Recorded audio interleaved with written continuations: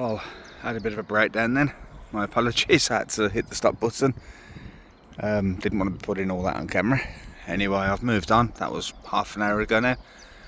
I'm now sat at the top of the Licky Hills, and the reason I've come to this spot and I had this spot in mind when I left home was because this is where I've been a few times to send messages to my daughter from. So I've sent her some text messages from here, and I've also done a previous video up here for her, which is on my personal Facebook page. So as much as I'd like to leave you with that view, I'm going to ruin it for you to my ugly mush. But yeah, this really is just a continuation of what I said on the last bench I was on. That more of an introduction, of who I am and so on. But I call this part 2. This is why I'm doing this. It's not just to get back to my daughter, of course, and my children, my 2 boys originally. That's the main motivation, obviously, behind everything. But along the way, right back from April 2017, when all this begun, when I returned home from work that one day and found everybody was gone, I've been outwardly spoken. I've been very outwardly spoken on Facebook. My journey is pretty much recorded on there in messages and so on. But it's been amazing for the support that I've had off there. But I know my daughter can't see it. I know she's blocked from it. She has had access to it once a couple of years ago at Grandad's birthday time, because she liked to post a put up about his birthday. So I know that she has had access to it at some point, but otherwise I know I'm blocked. I'm blocked off WhatsApp, I'm blocked off everywhere I could possibly try and reach out to her. So besides that, making this channel to get back to my daughter, for her to have any sort of a hope of seeing, the real side, our side of things, what's really happened. The other reasons are because the support I've had through Facebook from the very beginning. The support from people who don't know me, people from Australia, people from America, other opposite ends of the planet, has been absolutely amazing. And I've had nothing but positivity on there, and throughout that time I've got to know a lot of people. I've seen other parents reconnect with their children through the support I've given them and the help and the advice, and that has helped spur me on along the way. I joined the Dads group that Andrew John Teague runs, Dads Against Double Standards. It's called Dads, but it was set up by his then partner. So it was a lady that set it up and named it Dads. But it's all inclusive. Obviously, everybody who's in the family law system, sign up there.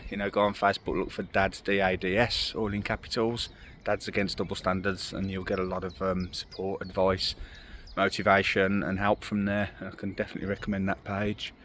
I became an admin on that page, and over really the first year or so I helped a lot of people, but it was draining.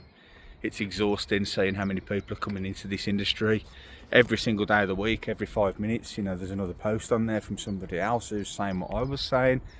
I've just had my children taken away from me, what can I do? The police can't help. Beginning of my story, I didn't even know what the family law system was. Didn't know that alienation was a thing. There's been no support from the family because nobody in our family has gone through this before. So it was really, really tough to know where to turn for advice. So you do what feels the right thing to do at the time. You reach out to a solicitor, and I can tell you 9 years on there that's the last thing that you should do. Okay, yep, they can give you good advice on how to speak in court, but you've got to remember that solicitors are part of the family law system, the same as a judge, the same as a social worker. They all work under the same umbrella, they all work by the same guidelines, and the easiest way to explain a solicitor to you in the family law system is, if you go to them, they'll protect you. If she goes to them, they'll protect her. They're not interested in the children, they're just interested in protecting who comes to them and who brings the cash, the resources. So anyway, besides all that, I said I will start rambling, and I'm very good at doing that.